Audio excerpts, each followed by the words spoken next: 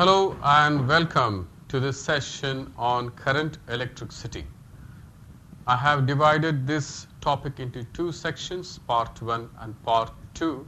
So we deal with part 1 today and learn some basics of current electricity. Well, what is current? Electric current more specifically. Basically, electric current is nothing but flow of electric charges. Much similar to a water flow. Okay. We'll come to this analogy a little later. Basically, electric current, when I say it is flow of electric charges, when it flows when there is a potential difference. Well, get back to our basics of electrostatics. We have studied in electrostatics that there are two kinds of charges: positive charge and negative charge. When two opposite charges or unlike charges come together, they attract. When like charges come together, they actually repel. So there we have force of attraction and repulsion. So, and this electric charge is basically contributing to the electric current when they flow in a conducting medium. When I say when they flow, it means that they can flow only when there exists a potential difference. Now, again in electrostatics, we have studied something called electric potential and potential difference. It is possible for charges to be separated by some potential, and there exists a high potential and a low potential. When there is such potential difference, the charges start flowing, which we call electric current. Much similar, as I said, to a water flow. Water can flow from a high pressure area to a low pressure area. When water is at the same level, for example, I have shown here two beakers filled with water to the same level. When they are filled to the same level and there is a connecting pipe between them, we don't see the water flow because they are obviously at the same level. Same thing applies to an electric current. When there is no potential difference, that is, there is no high and low, they are both equipotential, same potential, there is no current flow. So current flows when there is a potential difference. Let's get to that point. We have not just now seen that electric charges are the basis for current flow. So where do we get these charges from? Well, we have electrochemical cells and we have conductors. Okay, so these are materials which has charges present in it. One such conductor we all know is copper. Now what does a copper has? If you get into this atomic structure of a copper, this is how the electrons are distributed surrounding the nucleus. And in the outermost shell, we have one free electron. This is the nature of a copper atomic structure is. And this free electron is loosely held to the parent atom and therefore can be easily be dislodged by pumping in a little bit of energy. When this electron starts dislodging from its parent atom, we see the current happening. Well, now we have a wire of conductor, copper conductor, and we know that there are a lot of charges present in it, and there are electrons which are attached to the atom. Now, as such, as a bare wire cannot contribute to electric current. What we need to do is that extra energy, the pumping energy, as I said, for dislodging this free electron. So that is being provided by a cell here. The cell excites the electrons. Let's consider one electron which is now kicked out of its parent atom, which comes out to the external wire. Now here it makes a vacancy which gets filled by the neighboring electron. When the electron moves and fills the vacancy created by the previous electron, there is one more vacancy created at this place, and another adjacent electron is able to occupy it. So it's a continuous process wherein electrons start drifting and they move towards the positive terminal of the battery or the cell. Why?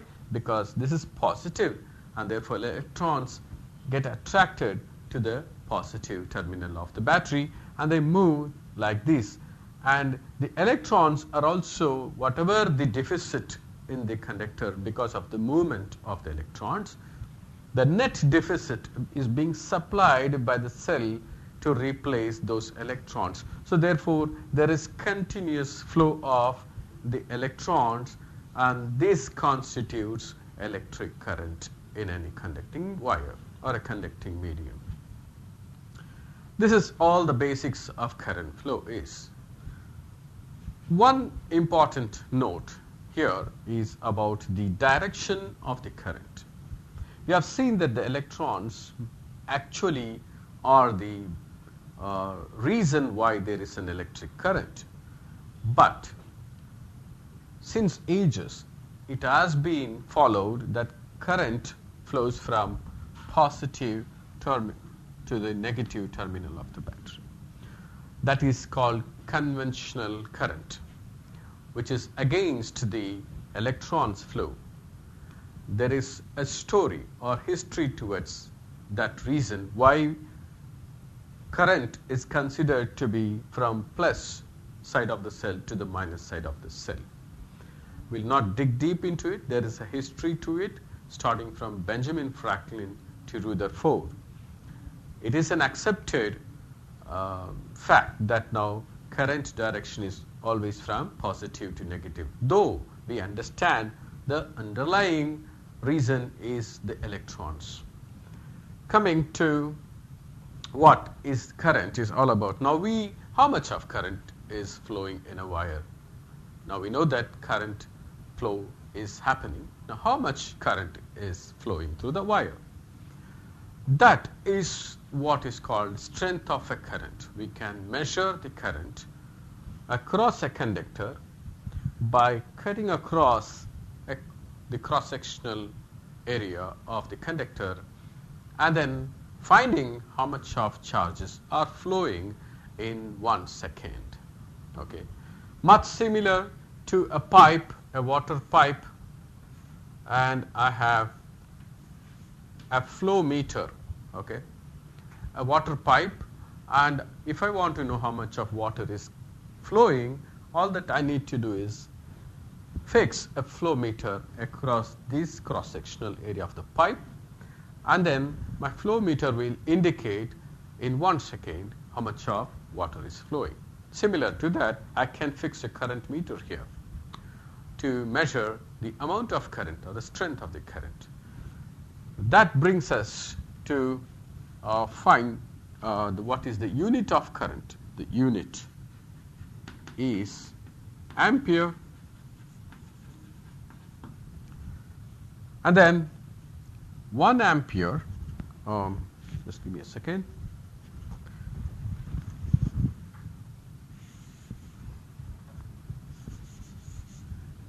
So 1 ampere corresponds to 1 coulomb of charge flowing in 1 second. So that's massive, right? So 1 ampere is defined as 1 coulomb of charge flowing in 1 second, and I just discussed how that measurement can be done.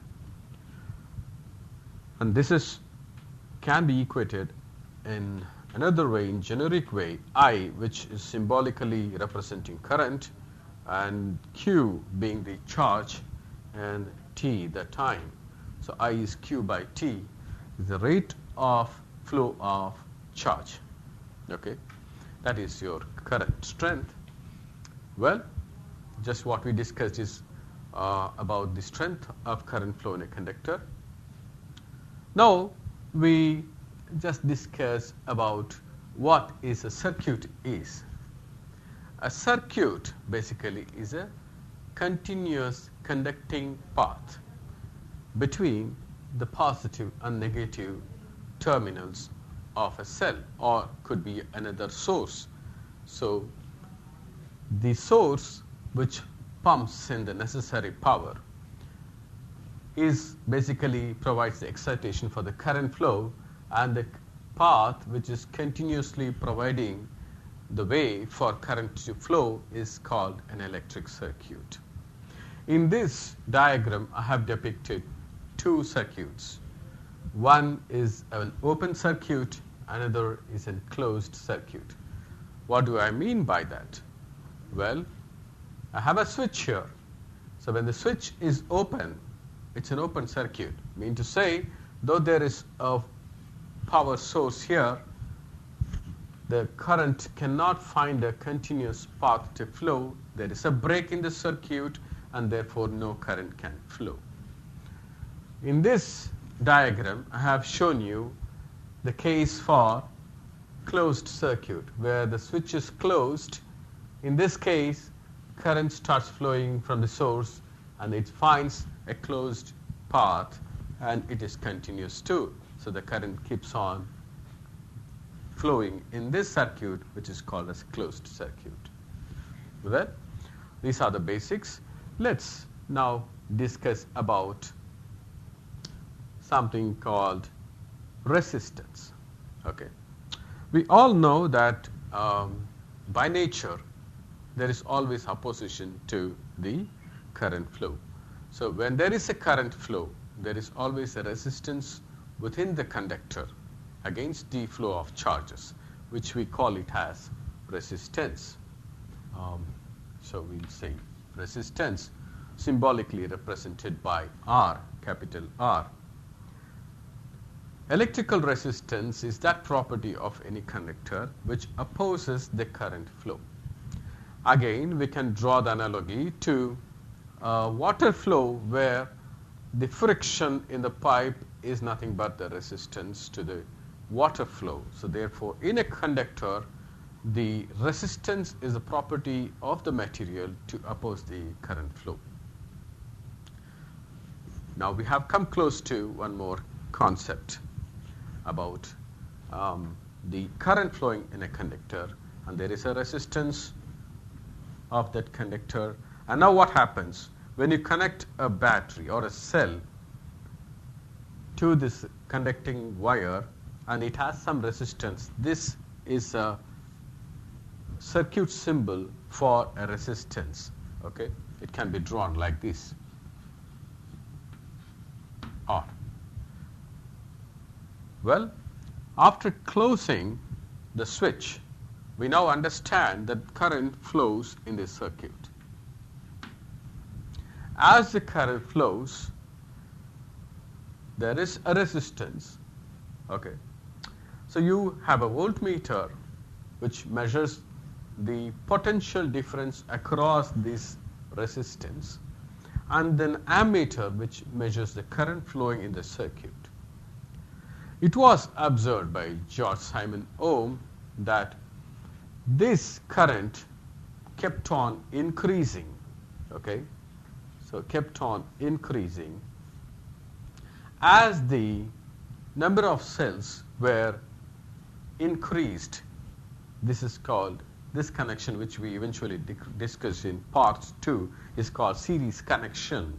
Okay, in series connection, if this is 1.5 volt and this is another 1.5 volt, the net voltage now is 3 volt, and as you increase the number of cells in series, the voltage gets added up, and therefore George Simon saw in his experiment the current also raised, which I show here graphically, current raising as the voltage increases.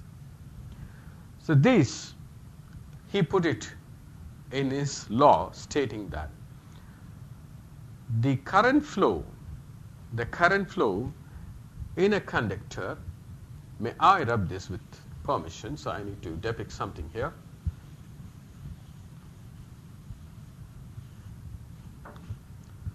The current flow in a conductor is directly proportional to the potential difference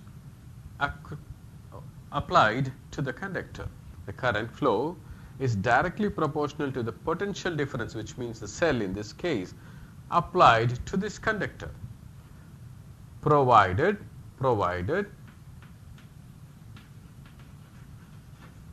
the temperature is maintained constant. So at a given temperature, the Ohm's law, what we call, states that current flowing in a conductor is directly proportional to the potential difference applied across it.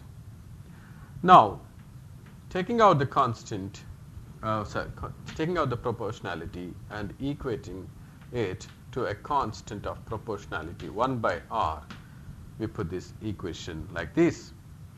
And further simplifying, we find V equals IR. Here R is our resistance of the conductor. So from this, we can also say that voltage is nothing but the current flowing in the resistance R. So the product of that gives the potential difference or the voltage drop, which is actually measured by this voltmeter. So there is a current flow and there is a resistance of the conductor here, because of which there is a drop here, which we call it as voltage drop, which is measured by this voltmeter. This is how we measure the voltage. With this, what we have seen so far is about electric current, reason for electric current, the direction of the current, and we also saw what is open circuit and closed circuit, and further we saw Ohm's law. Right, but this resistance is dependent on various factors. Okay. We will see those factors one by one. Okay. First factor,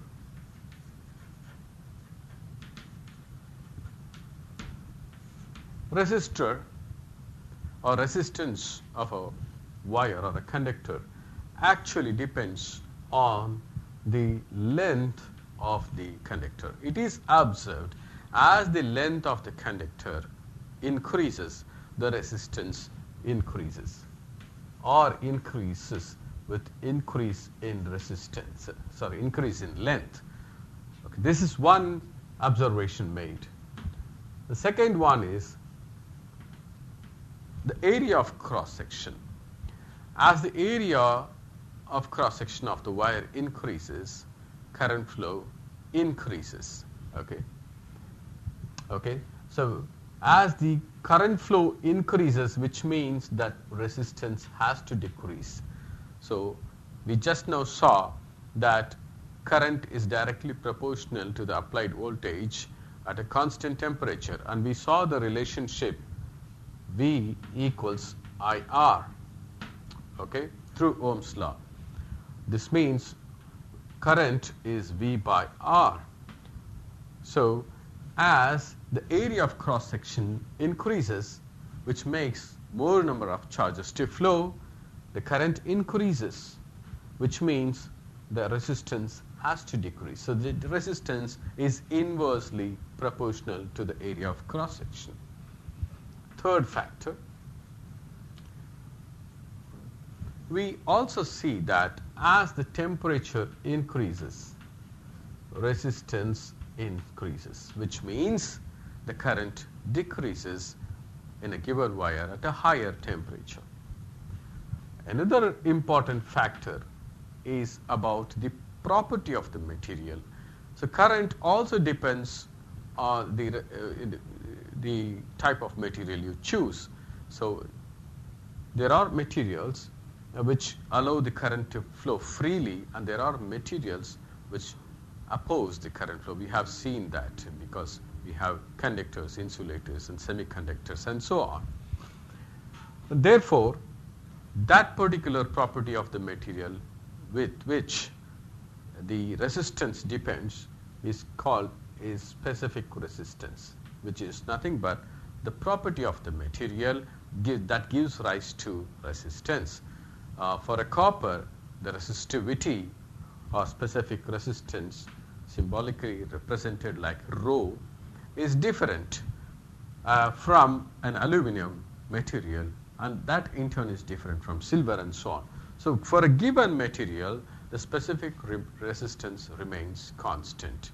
So, but having said that, the resistance also depends upon the specific resistance of the wire or the conductor, which is measured in ohm meter. This is the unit of resistance, okay, and specific resistance is measured in ohm meter. So students, so what did we see today? That sums up my part 1, and we will eventually catch up in part 2. So what did we do? We studied what is basically electric current, and we saw what is the reason for electric current, which is nothing but flow of charges, and we saw how the charges were flowing in a wire when excited. And then we also studied about the analogy of current, which is nothing but water flow, which is also current.